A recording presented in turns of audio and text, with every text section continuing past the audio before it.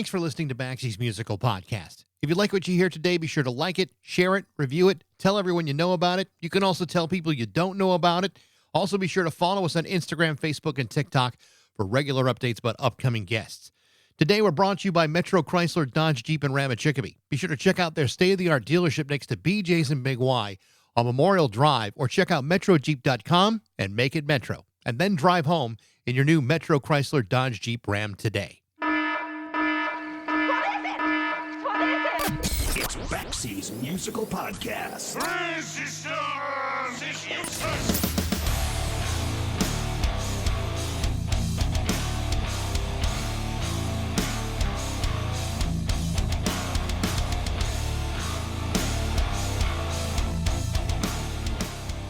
One of the things that I love doing about this podcast is introducing people to music that they might not know, but should. Not because I want to show off how much I know, because who the hell is really interested in that? But to give people a chance to discover something that they may have missed out on, only to discover the rabbit hole that takes them into something that's amazing. I love when that happens, because you see, most of us miss about 90% of everything. For example, over the last 40 years, I've been working at radio stations that have historically played either classic rock or various mutations of it. Based upon that resume and the playlists that have followed, you might think that nothing decent or worth listening to has been released in 40 years. That's absolutely not true. In fact, I'll take it a step further. It's not only not true for the last 40 years, it's never been true, because radio historically ignores most of the greatest songs ever written in an effort to squeeze out a manageable playlist of about 300 songs or less. And those are the radio stations that used to pat themselves on the back for having something known as variety. But I'm getting off track. In September of 2024, I spoke with singer, songwriter, and multi-instrumentalist Happy Chichester. Now, if you are aware of his music, and I highly recommend you swan diving into the Happy Chichester rabbit hole, then you probably know what I'm talking about. If you're not aware of Happy's music, then you might want to strap yourself in, because you're in for a hell of a ride. Whether it be with his band from the 1980s, the Royal Crescent Mob, which is still one of my favorites, to Howlin Maggie, to working with the Afghan Whigs, or with the band Brad with Pearl Jam's Stone Gossard and the late Sean Smith, to working with the Whigs' Greg Dooley and Sean Smith with the Twilight Singers, to being repeatedly asked by Dave Grohl to join the Foo Fighters, Happy Chichester is simply an amazing talent, a talent that's recognized by music insiders but deserves more attention outside of that circle. Happy Chichester has been somewhat of a legendary figure in music, having released great music on both independent and major record labels alike, including Sire, Columbia, and Elektra. And I have even mentioned his previous release solo albums that include 2007's Lovers Come Back, 2013's Torchwood Loop, and his 2003 live album called Live at the Aladdin Theater in Portland, Oregon. Now, after speaking with Happy in September of 2024, he gave me an early preview of his next solo album, his first in 12 years, called Test Time.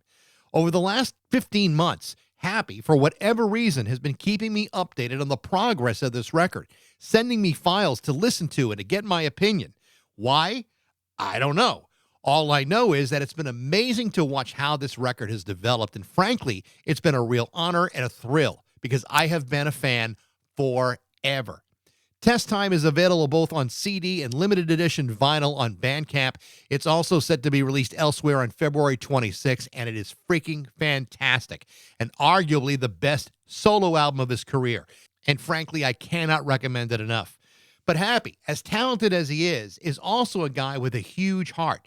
He's not only a guy who's helped spread the gift of music and community through his work with the Harmony Project, which promotes music throughout the Ohio State prison system, he also shows double the amount of heart at home as well. And we're going to get a chance to talk about all of that stuff. And so it is great to welcome back my friend, the great Happy Chichester, to Baxie's Musical Podcast.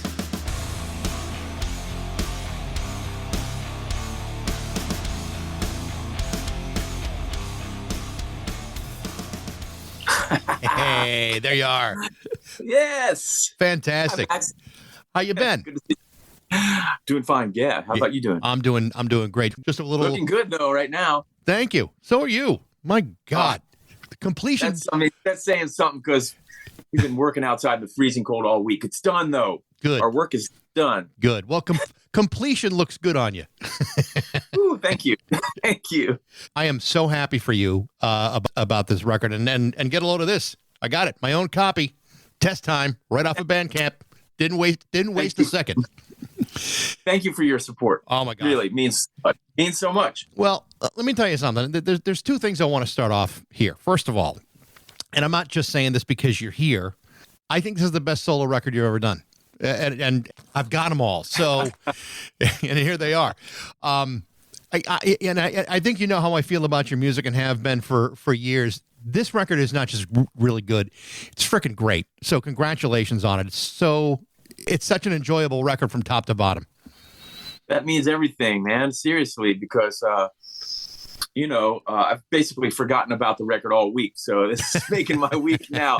It's all catching up. No, and I appreciate it. I know from listening to your podcast, from talking with you before, that you're the true blue music head, music lover, spread the word kind of guy. And that means everything to me. Well, my favorite kind of people, Baxie, is perfect. you. Perfect. Well, I appreciate that. I really do. The other thing I wanted to bring up is, could you please not wait another 12 years to put on another record? I don't have that kind of patience. Yeah. I hope I've got that kind of time, but I'm trying. I've got new songs, actually. That's something that happens a lot at the end of a project. I need something to fill that void. So I've got new songs already kind of cooking right now. You've been kind enough to share this stuff with me for the last year or so. And again, not to blow your ass, but I've been completely honored by that. And so I wanted to thank you, because it's been so much fun to see how, these songs have developed from, when they were first recorded to where they are now. And I know that mixing is a lot of that, but there's also some other things that were added and maybe subtracted along the way. Tell me about the process of that. I mean, how do you decide, okay, now I've got the raw tracks done. How can I make these things sound even better? You get into a mode of constant revision and refining. And you're always looking for ways of making it stronger, more cohesive, more coherent for your audience, And so I think the first sequence, probably the most different thing for you, because when I sent you this saying, we're really working on getting this finished now, it's real this time, it was a totally different sequence. And I think after a while, and that's helpful, by the way, and I appreciate you letting me do that, because I used to be able to do that by test driving songs playing live. Right. Yeah, you get a very clear sense from the audience what's strong, what's weak, what needs to be revised. And in this case, being able to send the preliminary stuff to you and a handful of friends and supporters, it sort of stood in place of that live experience. And it's invaluable, because you start to get away from your own subjectivity, your own biases and one-sidedness, and start hearing it through other people's ears a little bit, and recognizing where it could be revised here and there. And so, yeah, the sequence was not the first to change, but it became like, oh, this would be way better if we do it in this sequence. And you have to listen to the whole thing almost, because one song frames the next song, There's this coming from that era when albums had a real cultural place. Yeah. I wanted to make an album. So that was the aim and the focus, and what that process really helped with. And then you mentioned earlier the mixing. I had some amazing guys mixing it. Both guys have had Grammy-winning albums. One of them is Jeff Kayampa, who lives right down the street. He mixed my two previous solo albums, and also mixed Wayne Shorter albums and edited. He's got stories of sitting in Wayne Shorter's kitchen, working on editing stuff. And like Esperanza Spalding will walk in. Jeff is amazing. And he's also an amazing composer and a bassist. Just Columbus has so many amazing bassists. But then most of the album was mixed by Barrett Jones out in Seattle. Barrett, also amazing, and really great to work with. And those guys take what I do and just make it sound way, way better. And then after that, there's one more pass, which is the mastering. And her name is Rachel Fields from Resonant Mastering in Seattle, and she did an amazing job. It's okay to promote her because she'll get more business, hopefully. And she just did an amazing job because, as you know, there are songs that have me drumming, Nathan Parker drumming. There are songs with no live drumming at all, just a couple with like drum machine. And the mastering engineer takes all those disparate elements and makes it cohesive. I guess that's why they call it master. It's really cool the way, for example, the first song on the album is D4. And the first time I heard it, I thought, well, that's pretty cool. But then, when I hear the final product, I'm like, man, there's been a lot added to this. And it's like a track that just, there's layers and layers and layers on that song. And I'm like, at first I was like, I would have started with that. But then when I heard it and build, I'm like going, oh yeah, that's the only song that should start this record. It was really cool to see it build. And I know it wasn't made this way or intended this way, but kind of reminded me a little bit of, in a way, kind of like, Remain in Light from Talking Heads. Like it's like one thing after another until at the end of it, it's like this big giant crescendo of a song. Really, really cool the way you handled that. Oh, that's really nice. And I love hearing the Talking Heads reference because I love that band and had that record and a lot of other Talking Heads records. Got to meet some of the band too. That's cool. And Adrian Ballou, who worked with them, is just one of my favorite guitarists of all time. Really, really unsung, amazing guitarist. I hope that I can help in some tiny way to just Adrian Ballou, you're amazing, and keep doing what you're doing. Thank you. It's funny. I interviewed him a few years ago, and the story is I was at a David Bowie concert, and me and my radio at the time went up to David Bowie. And Adrian I said this whole story to Adrian. I said, you may have been near there, but when you're in front of David Bowie, the only thing you see is David Bowie. And we asked if he would agree to an interview. And he said, only if your radio station is playing the new Adrian Ballou song, which is Pretty Pink Rose from his Young Lions record. Great record. And of course, we were honest and said, well, no. David Bowie turned us down. So I appreciate the support he gave his friend, but Adrian Ballou I totally agree with you. What a brilliant musician. Nobody plays like that. No.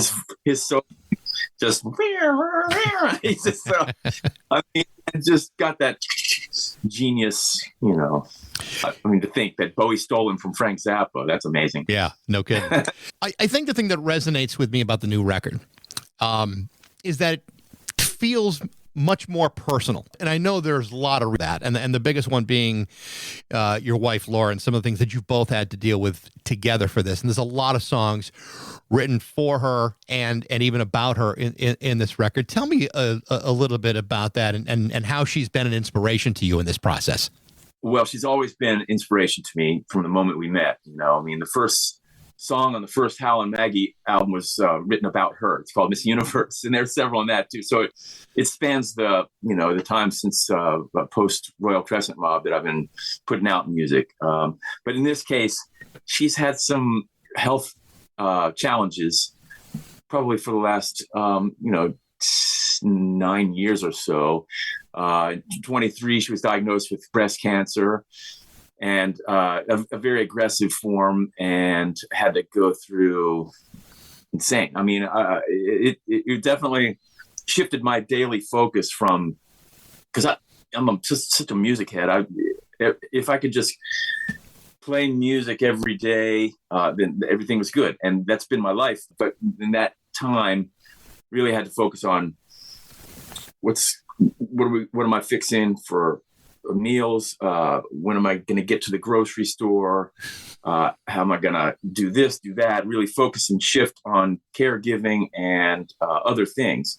So that set back the timeline. But the songs that I wrote for her were actually written before her diagnosis. Like D4 and Pocket Messiah were songs that we have to drive 40 minutes north to Delaware, Ohio to get her infusions of chemotherapy and different, all kinds of things, radiation.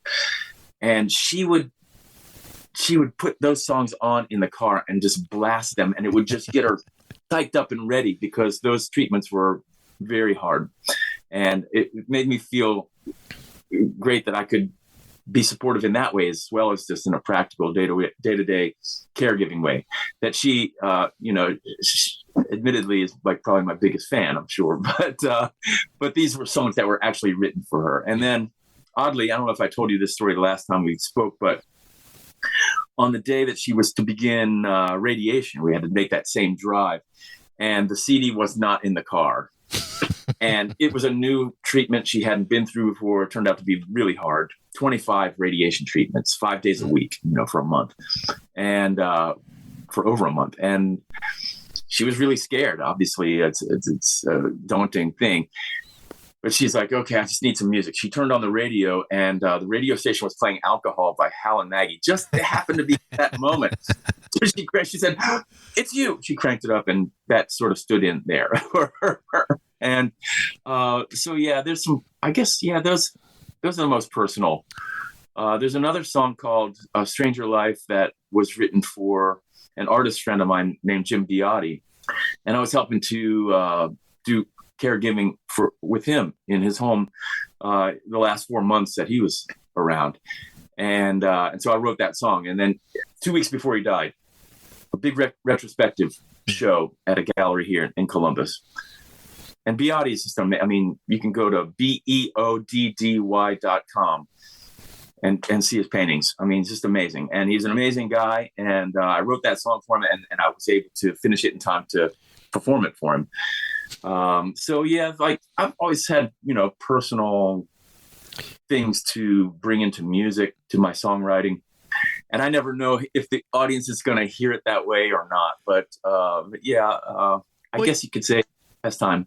You mentioned in the liner note on the album about Pocket Messiah and how it gave her some level of comfort to hear that song, because it's a really upbeat song. But the cool part about it is not every husband has the ability or skill to provide that kind of joy for their wife when they're going through the scariest time in their life. What an amazing gift you were able to give her with that. And that's nice of you to say.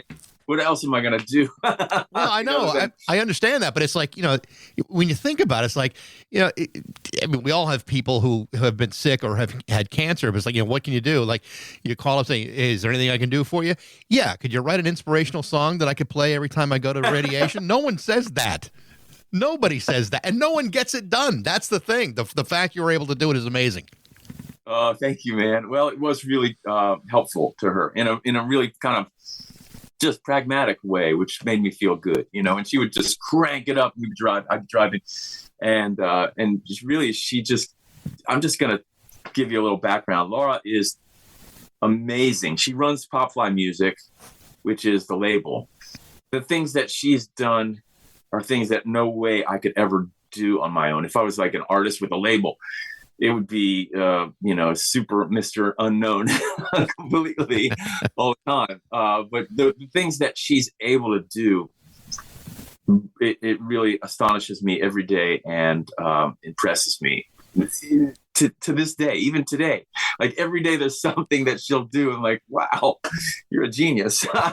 She really is. She's really incredible. And then the other thing is like, she's not a person who succumbs to self-pity ever.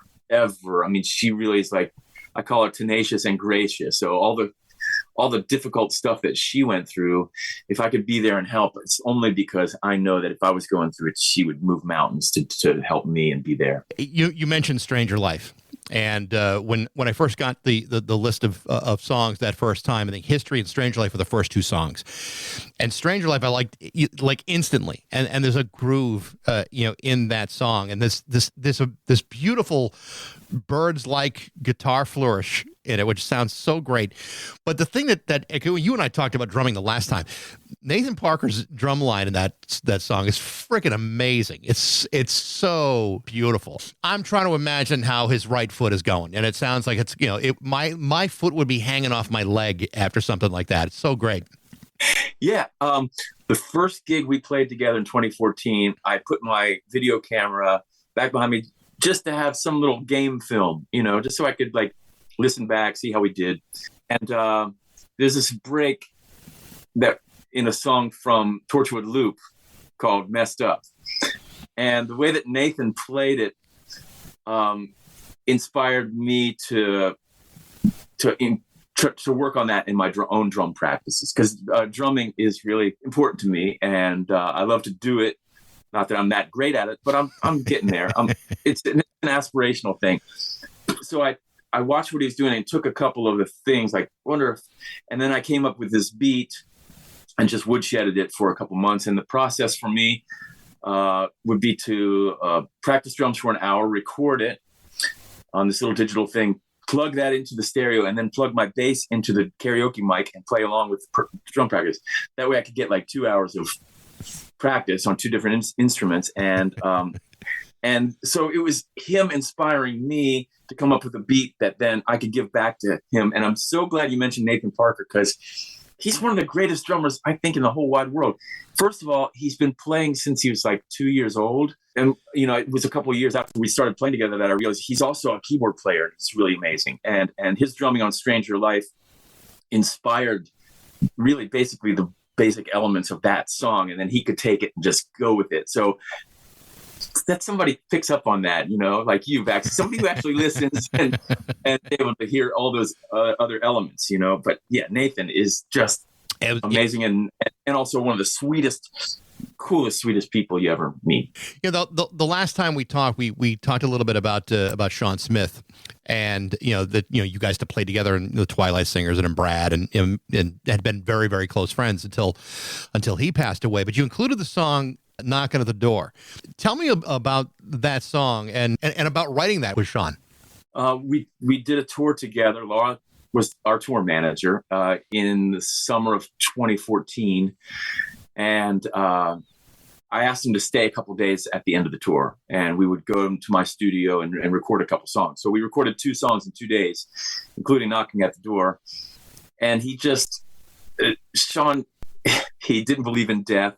Maybe he's right. Some level, some astral plane or something, we're still in the studio recording together, maybe.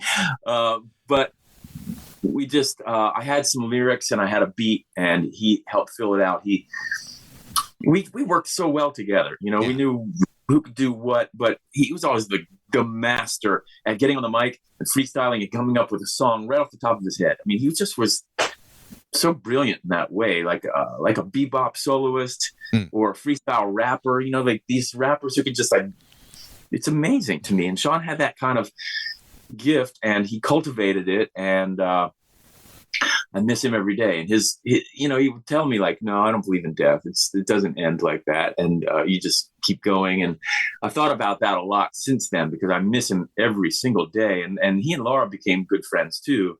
And it's so often we'll just say, oh boy, Sean, or we'll say something like what Sean would say or how he would say it. He had this thing like, it's pretty cool. This character that he would do, we'll just do that and just laugh.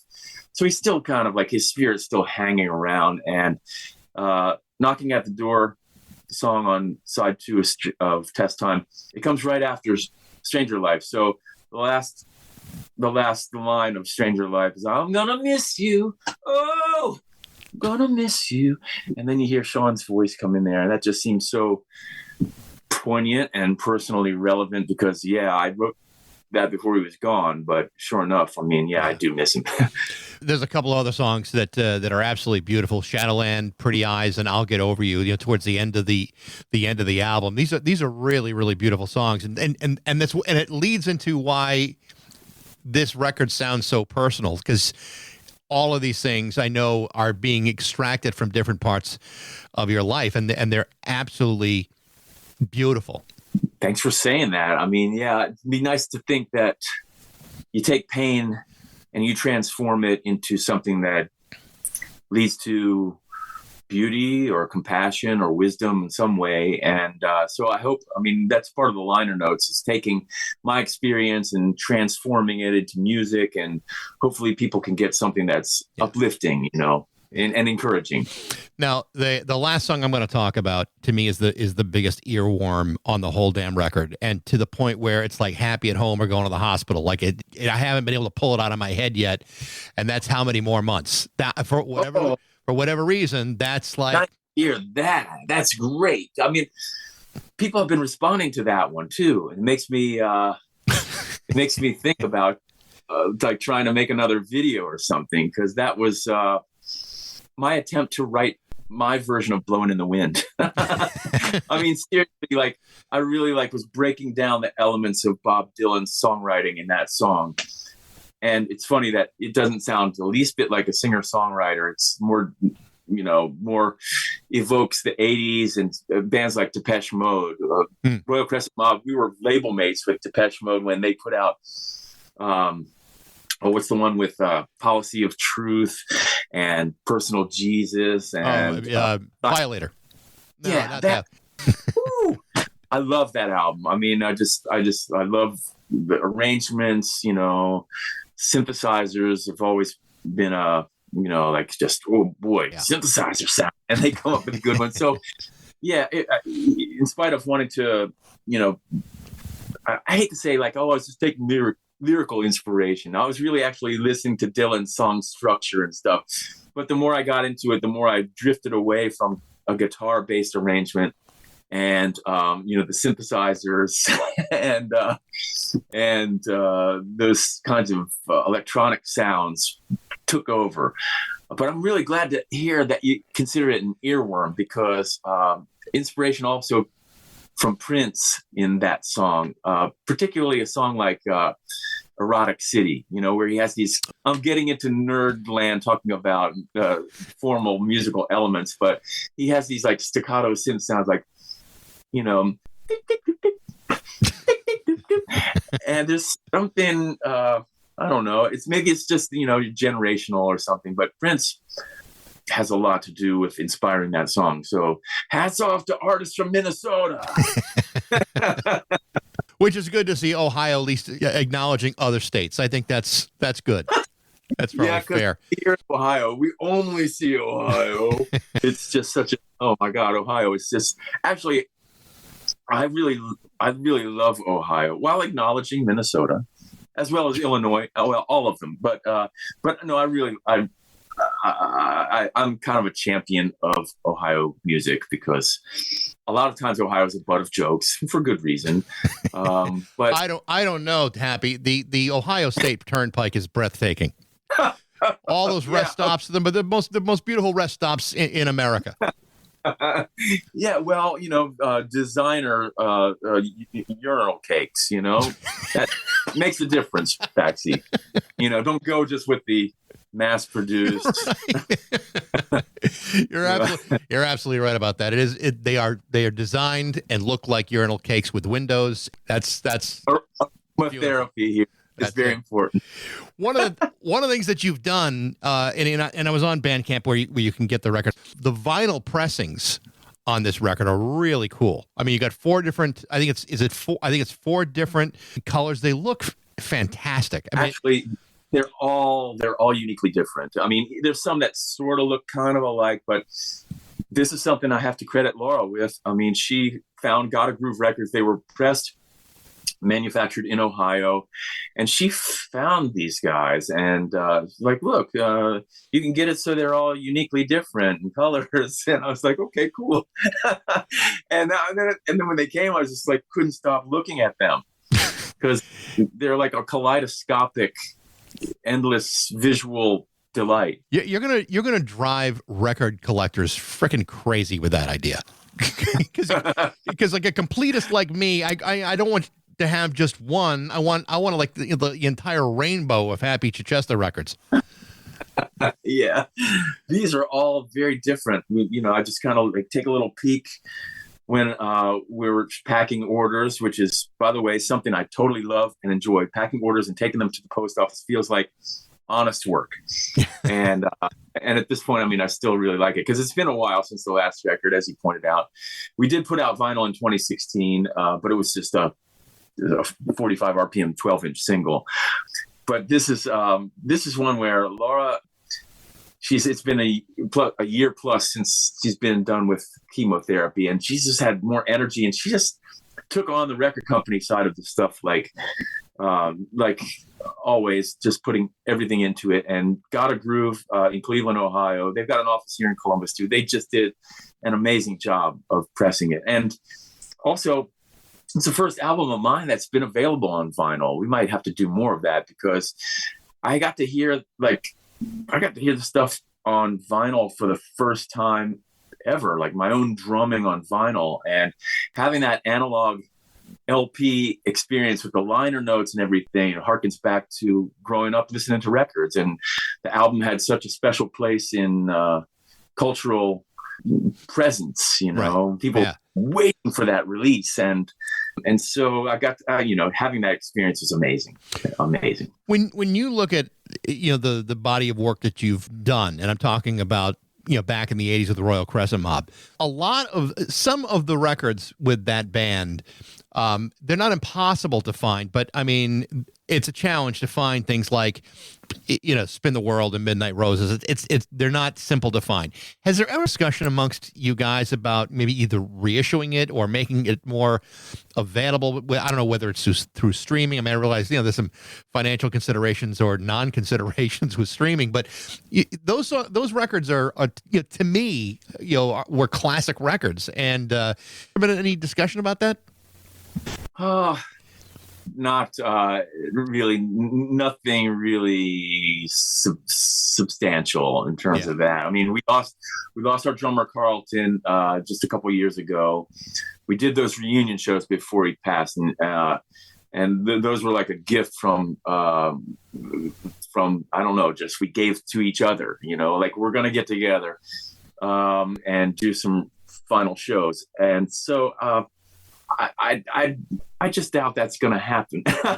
And it's partly because that band was such a, true all for one for all bunch. We shared songwriting, we shared publishing, we made decisions it was a democracy. And for somebody to take the lead on that, I mean, I would love it. Believe me, I love those albums a lot. And I appreciate that. That experience of listening on albums, but I don't think that's going to happen. I think that though, that Midnight Roses, Royal Crescent Mob, Midnight Roses, and Spin the World might be like on those streaming services. I don't even have a Spotify account. I listen to records, and I listen to the radio.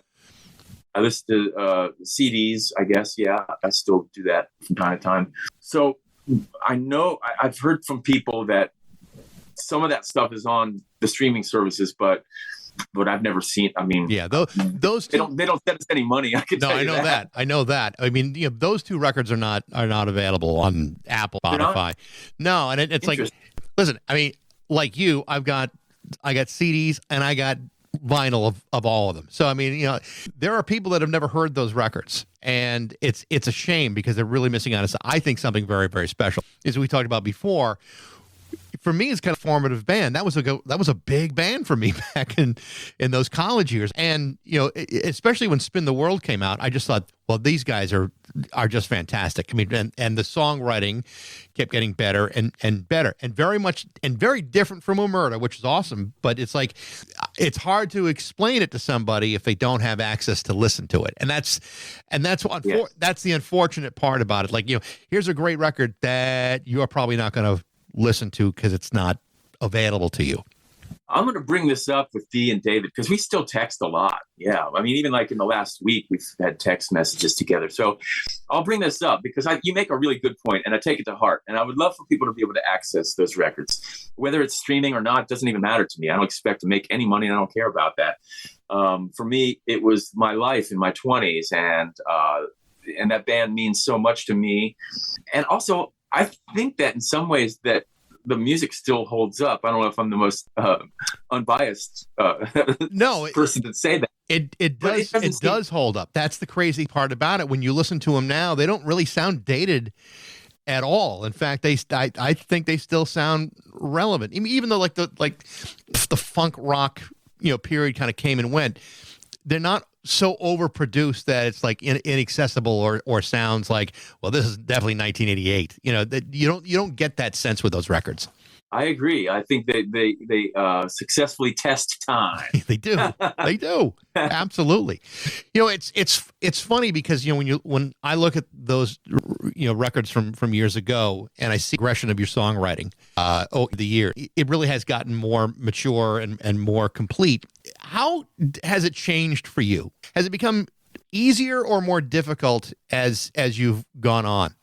Some things get easier. Like if you're writing lyrics and you end a line with "world" and you're going to have to rhyme it in a couple seconds, then let's find a substitution because there's really like only one rhyme for that. You sort of get a little bit of wisdom and experience with that. Just little things. But I also like to be in a situation as a songwriter. Like so often I'll be there being like, okay, wait. Do I even know how to write songs? Did I ever? It's a miracle to me whenever I finish one because it's kind of nice to be in that zone where you have no idea where you are and you're working by instinct. D4 was like that for me. Like it doesn't take from any song structure. History just dragged me along for years. Like it was writing through me and I was like, okay, whatever. Okay, I'll understand. I only really like kind of understood that song when it was done. David Bowie used to like to say creatively, he felt best when he felt like he was just over his depth, and right. It was just a little bit dangerous. I think that's the way to be. And you acquire some experience and some skill, but partly I think it's mostly you're sharpening your intuition about songwriting because if it's too easy or it's too cookie cutter, then probably your listeners are going to know that too. They're going to. If you're not out of your depth a little bit like Bowie would advise, then you might want to just push yourself a little deeper.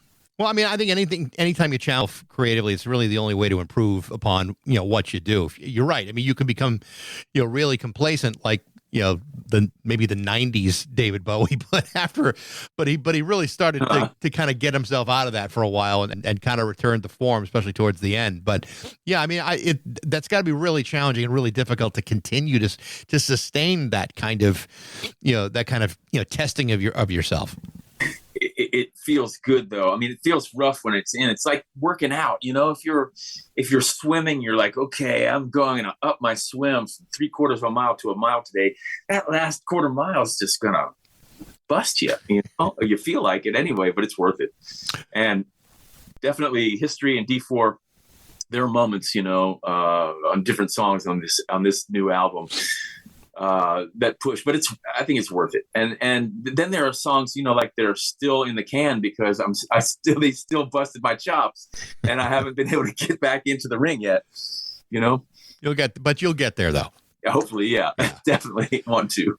One of the other things that we talked about last time, I want to bring it up again because I think it's such an important and really cool idea, is the Harmony Project, which is something that you've been doing for years. Where you're basically going into jails and prisons and sharing music with guys who are incarcerated, and in many ways, these guys are great musicians themselves. Tell me a little bit about that again, because I think it's such a cool idea.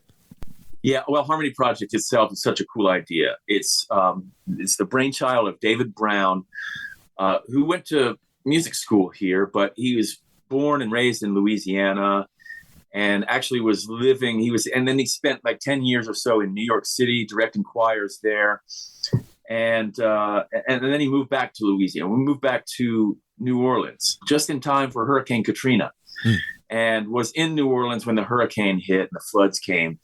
And had to wait with his neighbors and friends to be rescued. And it occurred to him, I think at that time, like, okay, maybe New Orleans is just not ready for me, And so he found himself back in Ohio and had this idea to start a choir that was based on community and community building. Just a really inspirational concept, because the members of the choir don't have to audition. They merely have to commit to a set amount of community service hours per season, 2 seasons per year. And so they get all this work done in the community, and they bring people who ordinarily wouldn't cross paths right face to face and together. they the Harmony Prison Arts Program expanded that to build a bridge between the world inside the walls and the world outside the walls. Music is just one of the best ways to affirm and build community.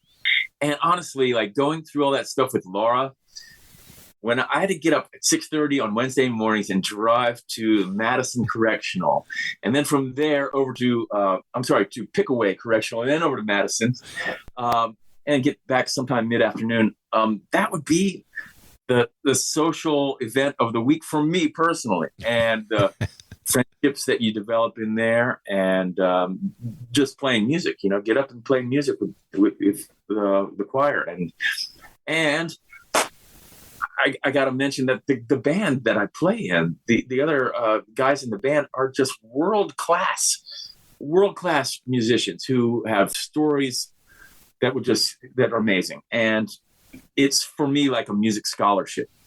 Not only you're learning, your parts within this amazing group, you're learning about people inside of prisons who, they have a lot to say. They have a lot to sing about, and it's rewarding on so many levels. Yeah, But these guys that I play with, and these guys in the choir in the prisons that we go to, you can watch when you first go in there, the choir's just getting going. There's still this kind of stoic, and then everything just sort of melts, and the ice gives way to that sense of harmony and community and the sticking up for each other. We're all part of the same group, and we're gonna have your back.